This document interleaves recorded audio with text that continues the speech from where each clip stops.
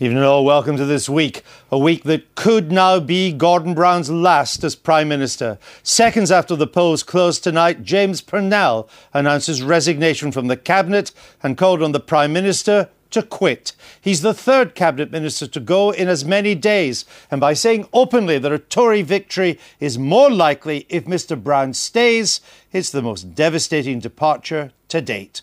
Tonight there's a growing mood in Westminster that the Brown Premiership is in its final days.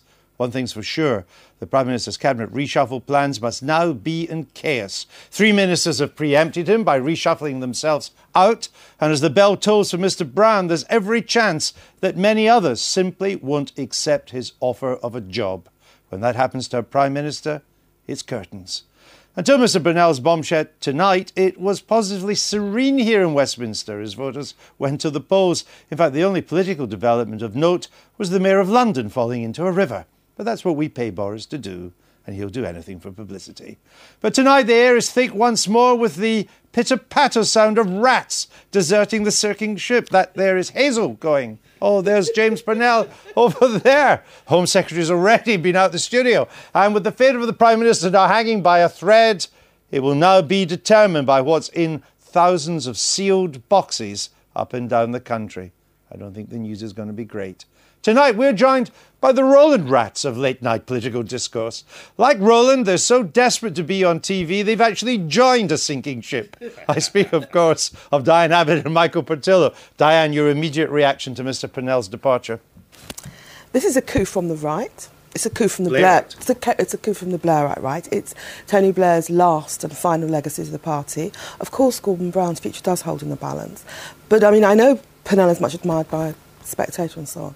But if any desertion was likely to unify people behind Gordon, it is this one, in fact. So it may have an opposite effect, you think? May do. Michael?